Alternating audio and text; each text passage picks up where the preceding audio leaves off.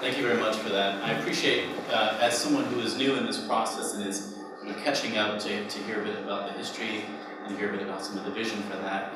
And of course, we have to make that a local expression as well. We have to make that a local expression of what needs to happen within Cumbria and within Healthwatch Cumbria. Of course, we see the work that has been done historically and see that as an important component of the work that needs to be done today. We want to build upon the work that has been done even historically about setting up community health councils. We want to take a look at the work that was done, of course, with patient involvement forums, any kind of previous experience of patients communicating what they've had as far as quality care, or some challenges in care. We want to build upon that experience as well. We also want to take a look at what was done with Cumbria Link, what had been done there, what was good, what was maybe some areas of growth, but then specifically create, I think a challenge for our board is to say that we need to create tasks in understanding patient experiences within Cumbria in an effective level. I was already asked, although I'm a new chairperson, I was already asked a challenging question before I even started, which is how do we make sure that what we recommend, the things that we observe, have teeth? And I think that is a good question. And of course, what I want to say is that's where we need to collaborate. And I think what I would suggest as the current situation within Healthwatch Cumbria is that we want to engage actively with you in collaboration and understanding what you see as some of the issues and how we can actually put teeth to that, and so that it is effective and useful. We want to build upon the good work that's been done. In order to understand specifically how that will be done, though, I want to invite Dave Blacklock to come up and talk about People First and kind of how they have taken on this remit for Cumbria, and also to give you a little history about what's been done since receiving this opportunity back in April. So David, if you would.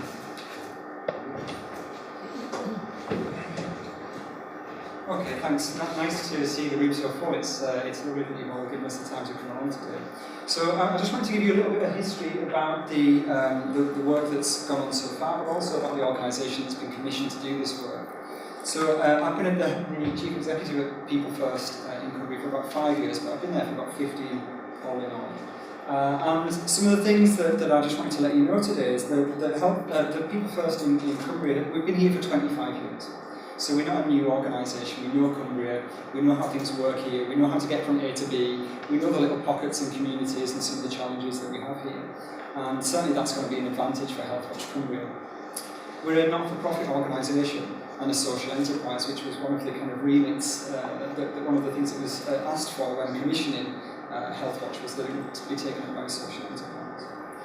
We've got a user-led board, so as an organisation our board is 12 people who use services, who've got experience of that, which is, helps us keep our feet really firmly planted on the ground, and is a challenge. That presents some challenges to us, and certainly some of our new board members elected at our recent AGM are absolutely sharpening their teeth currently, and really kind of putting the challenges to us and asking us some very interesting questions. I suppose what does People First do? Well, our work is about voice work, so that's what we are as an organisation. The work for the last 25 years has been around advocacy, particularly self-advocacy, so supporting people to speak up for themselves, and then moving into kind of crisis advocacy and citizen advocacy. Some of our original work was with people with learning disabilities, so that's what we specialised in to begin with. And in recent years, as the market's changed and the economy's changed, as an organisation we've become a much more generic organisation. So some of the contracts that we currently hold, just to give you a flavour of the other things that we do, as well as Healthwatch Cumbria. We have a lot of contracts with Cumbria County Council. One of them is to deliver a universal advocacy service. So that's a service which is for all adults in Cumbria, and particularly vulnerable adults and adults that are in receipt of county council services, but also people who, for some reason, one of their protected characteristics has been infringed or is at risk. So maybe due to gender or race or those kind of issues. We run a contract which is supporting people who lack mental capacity, and we provide advocacy for that group of people. As Catherine already described, we were successful in securing the contract to deliver the NHS Complaints Advocacy Service. Thank you for mentioning that. That's really important to this contract to Healthwatch Cumbria. So currently we have a team of advocates across Cumbria based on our three offices in Cumbria. And they're working with many complaints. At the moment we've got something just about 120 complaints that are ongoing with some of the organisations that you guys work for.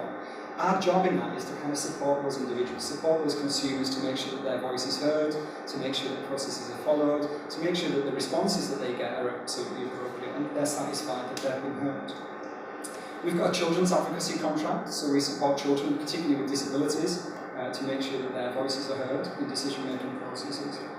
We've got a health improvement programme for people with disabilities, and we've got a mental wellbeing network for people with mental health issues.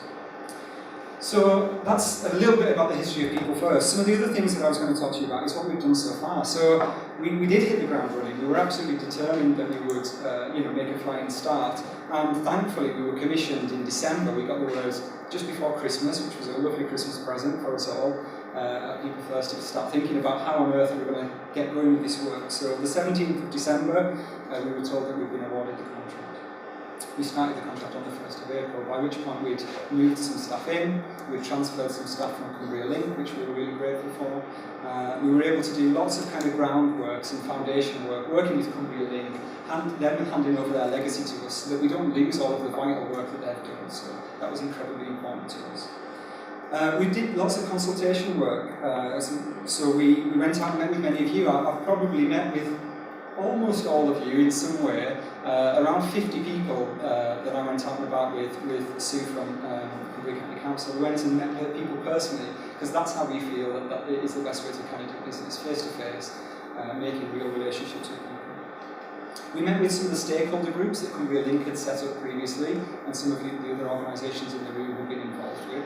And again, that was really important for us, and I'll talk a little bit more about that as I move forward. And we went, most importantly, we went to meet communities. So we did get out there. We've been out there, we've been talking to people, we've been at county shows. We've got a series of 20 road shows happening from October onwards, which is about getting into all of the little pockets in Cumbria, so that people know about us and feel included. We did some feasibility work, which was looking at how on earth are we going to do this. We got the contract, we were patting ourselves on the back, and then there was a realisation, oh my God, okay, right, now we've got to start to represent the voice of Cumbrians. Wow, that's a huge task for anybody to do.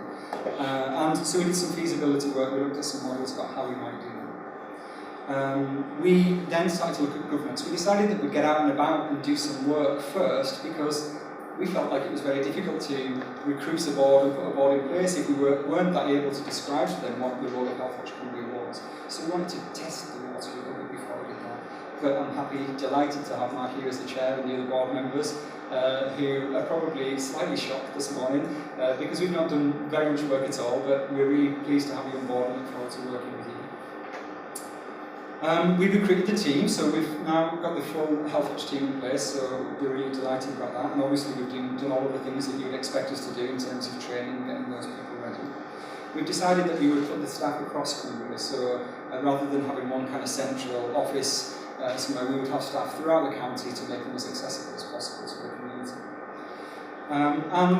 A couple of the other things just to say that we wanted to get out there and try some of our, test some work. So I'd like to thank Anne at North Cumbria and Joanna at Morecambe Bay just for allowing us to come in and do some testing, because that's really what the work that we've done so far is. It's us testing the water, and I've had some compliments about that work today, which is interesting because we think that work was okay, but it was a learning curve for us. So we've got lots more to do there, and that's a particular interest for Mark, our chair, in terms of gathering research data. So we've got a lot to learn there, but that was a really good place for us to start, I think. And just finally, we've got two ways that we plan to kind of run the business of Healthwatch. One is that we've already taken on a group of ambassadors, and we want that group of ambassadors to keep growing. And those ambassadors are both geographically orientated in terms of they represent Allerdale and Copeland and so on, but also that we have some ambassadors that are specialists, so in afterlife care, or end-of-life care, sorry, or afterlife care. End-of-life care, and maybe in dementia care or so on. So that when there's meetings happening and decisions have been made, that we can target an ambassador with some real specialist knowledge and skills to go along and be involved and represent Healthwatch. The other thing that we're doing is, as I've described, we're wanting to set up, and are in the process of setting up, district Healthwatch. So Cumbria being as it is, we can't just have Healthwatch Cumbria, we need to devolve that to the local districts, which is, I know how many of you in this room work, so we have already agreed that we will be setting up Healthwatch Allerdale, Healthwatch Copeland, and so on, because that's where we think the work needs to be driven by. What the issues in Allerdale are very different from the issues in Barrow, and we need to be kind of led by the people. So those local district health watches will feed into Healthwatch Cumbria and will tell us, it will guide our work, guide the board, help us all know what we're supposed to be doing. And that's me. Thank you.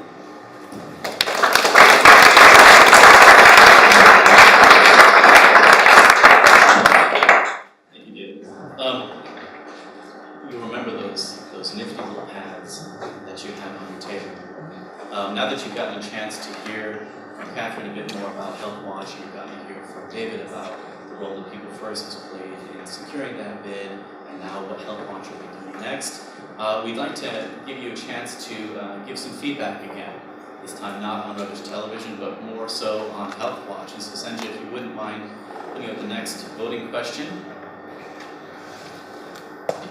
We want you to think in the long lines of rating your most recent experience of using a health or social care services as a customer, relative, or friend. Was it excellent, good, average, or poor? So go ahead now, 10 seconds.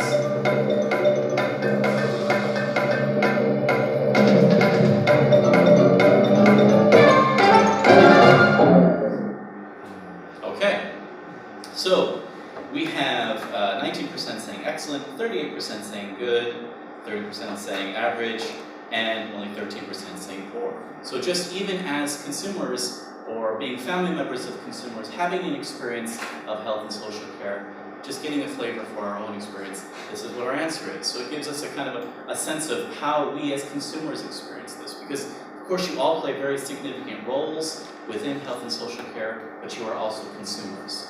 We have the next question up as well, Sanjay. And I'll tell you when to begin voting.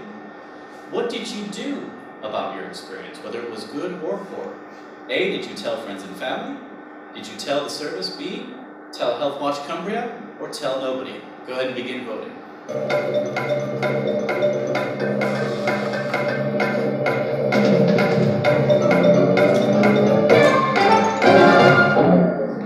Okay, very interesting. Well, I think it's great. Sorry, David did say I'm a researcher, so if you don't mind me just drooling over the data for a minute, and then I'll get back to you. Okay, what did you do about your experience? To me, very interesting. A, tell friends and family, 52%. As somebody who has agreed to take on this role of being a chairperson, to me what that speaks to is how we oftentimes gauge and engage with health services in the context of relationships. That it's in the context of relationships that we tend to vocalize our concerns, good or negative, and we do that obviously very clearly here.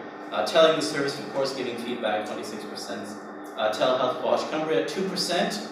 We'll see that might change in the future, hopefully.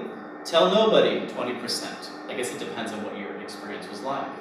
But to me, again, that first answer speaks to me about the importance of establishing this collaborative feel, that ultimately the feedback process is in the context of relationships. I'd like to jump ahead, go back to the slides.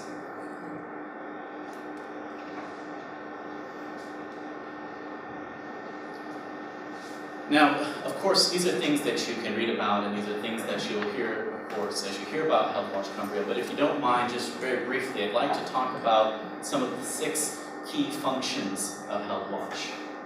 Ultimately, our first and most important key function is to provide information and advice to people across Cumbria about accessing health and social care services. Of course, understanding how relationship with choice and how what services are available to them.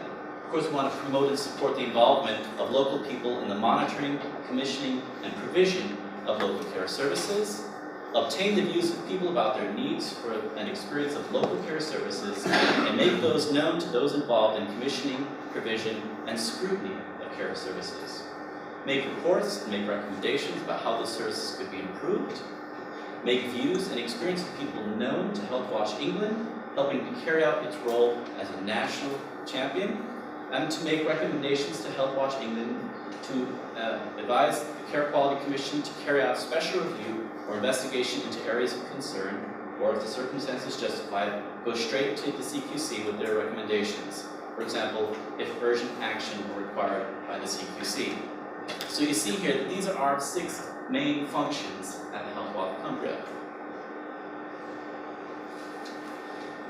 That's the technical bit.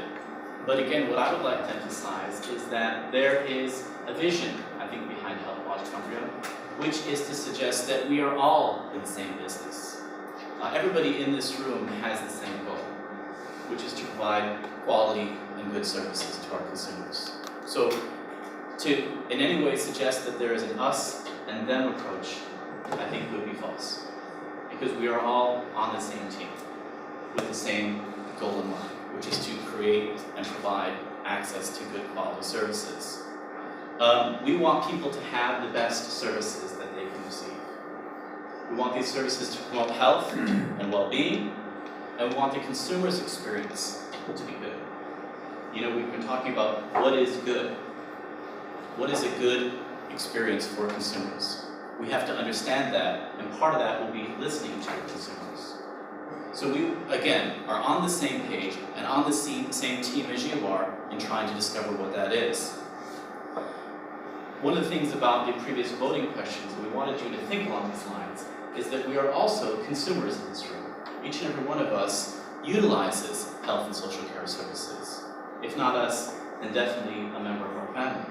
And so we're all consumers as well. We want to say, how can we promote involvement and engagement in these services? How is it that we are going to help the consumers and help the practitioners to be actively engaged in providing good care? We also want to build upon the work that has been done.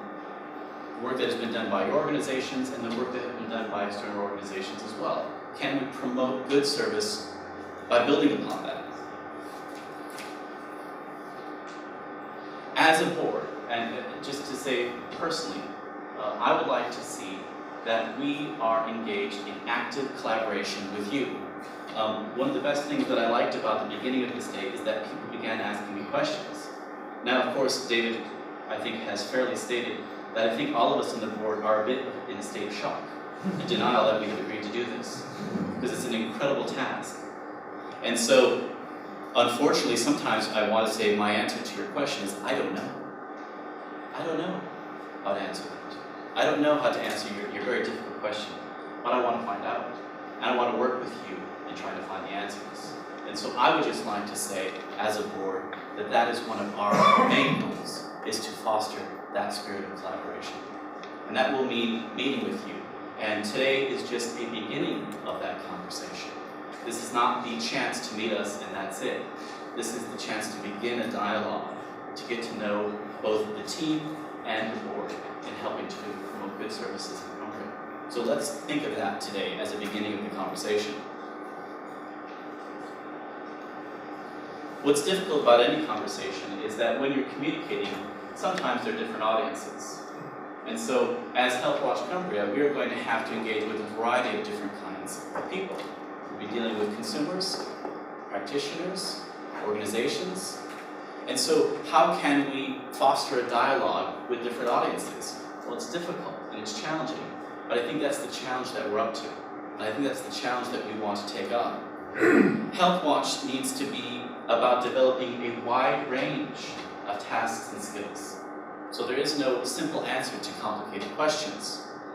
We want to begin to develop an evaluation mechanism to understand what good actually looks like. What is a good service? When I asked you that voting question, I said, what was your experience? Well, some of you hopefully were saying, well, how do I rate good? How do I know what good? How do I know to put poor? Is it just an intuitive thing that I feel? Or is there something specific that allows me to rate the service that I receive as good, average, poor, whatever? And so we need to understand what good looks like. How are we going to know that? We're going to work together as effectively as possible as a team. We're going to work together in a way that we continue to dialogue with you about establishing what good looks like. Healthwatch really is one tool in establishing that. It's a tool that is meant to supplement and support the already important conversations that are going on within your organizations about providing good quality care. I would also say, personally, as a consumer, we also need to be able to acknowledge what is done well. You know, one of the things that many of you had experienced, a good experience in your local services or some engagement in health or social care. Were you able to give feedback on that? How can we learn from what is being done well? I think as a board, we want to understand that specifically. One of the things that I would like to do is to begin that dialogue today. And so we have some time set aside that is going to be interactive. Now, I need to tell you that one of the jobs I have is a lecturer. And so one of the jobs that I do is to meet with students and to help them try to learn. And I always say, well, in our lecture today, we want to have a time of interaction. And do you know what the response to that is? Now, these are psychology students, people who have dedicated their life to serving human beings. When I ask these people who have dedicated their life to serving human beings to engage in interaction, usually the experience is something like this. And then that's when I give the opportunity to say, but you're people who want to work with humans. Surely engagement is okay. So I understand that in this next activity, I might get a little, and that's okay. Because we really do want to give you a chance to voice some things. And so we have, as a team, looked at some questions that we would like your feedback from.